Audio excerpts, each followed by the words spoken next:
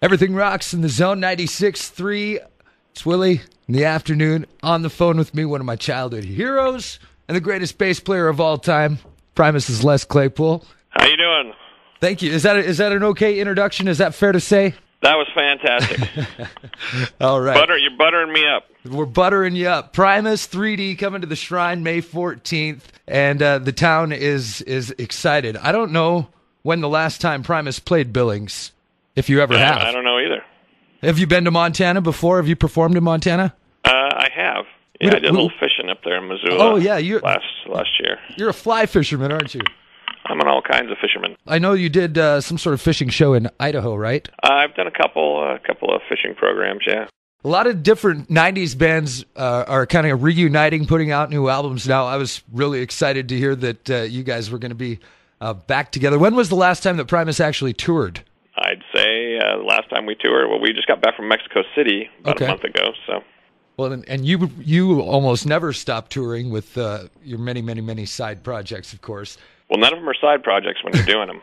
Well, right. And yeah, I mean, unless my name is a pseudonym. Right. Well, and in between all that, you wrote a book, you did a movie, and of course the wine.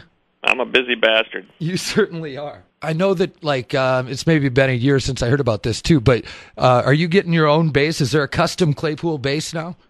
Yeah, I designed a bass a little while ago, and we've sort of been working on the prototype, and we finished it up. I guess it's been within a year that I've kind of finished up, finalized the design, and I've made a couple of them, and we actually auctioned one off this last year for my little nephew who was suffering from leukemia, and we auctioned off this bass, and we made quite a bit of money off of it for my brother, but unfortunately we lost my nephew. So I'm sorry to hear that.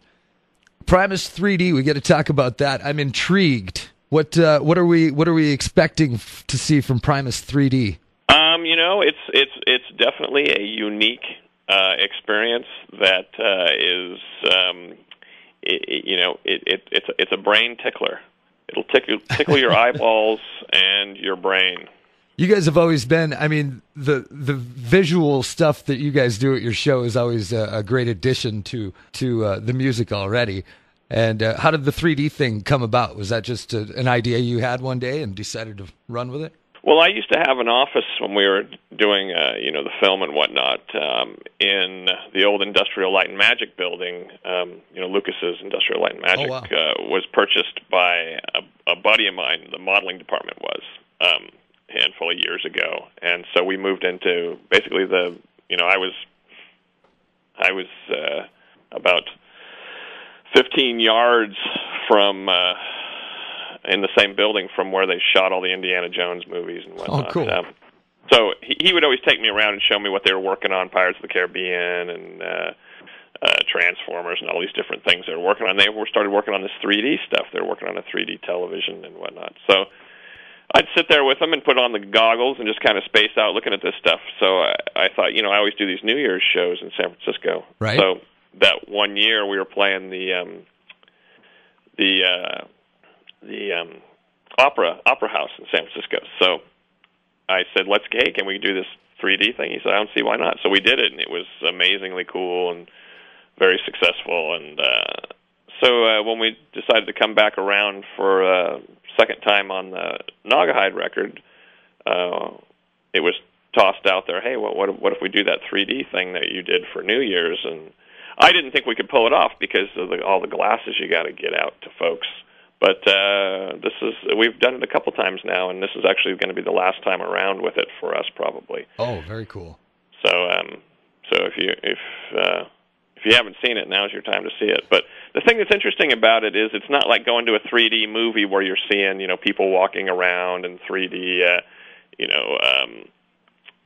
spaceships and whatnot. It's more it's all, there's no cake to it. It's all icing. It's all like it's like a liquid light show, but right directly in your face. Man, I can't wait. It's definitely things that nobody's really ever seen before because it's specifically effect based. Well, you know. I unfortunately, I hate to say it, I've never been to a Primus show, and I was a fan since probably middle school. I don't know, for as long back as I can remember. I guess since. Well, what kind of fan is that? Well, I know. That's You're what a I'm saying. semi-fan.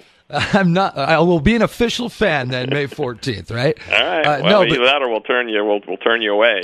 You'll be disgusted by the whole thing. I would say I've wanted to see Primus since Bill and Ted's Bogus Journey, however long ago that was.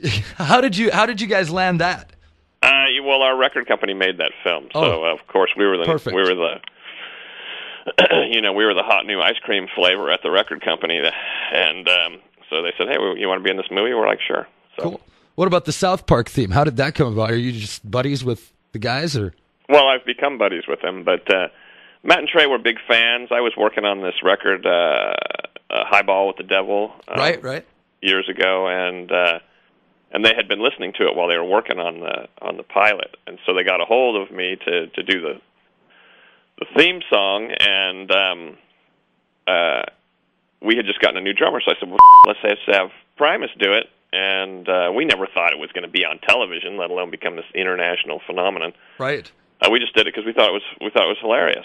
So we did it, and it's those guys have gone on to conquer the world of entertainment.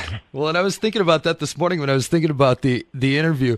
It's something I hadn't thought about, but I probably hear your voice every day, maybe 10 times a day, and probably most of us do. And you don't even really know. Does that seem weird to you? I mean, with the South Park theme on top of that, it's the whole thing's kind of weird, you know. I mean, Matt and Trey, they're just dudes, you know. It's they're buddies, and it's odd to think how incredibly successful they become, not just with the television show, but with films with and everything. Yeah. And now with the Book of Mormon, it's unbelievable, you know. Absolutely. Primus 3D, May 14th at the Shrine. Les Claypool, thank you so much for taking time to talk today. Yeah, no worries. Have a good one.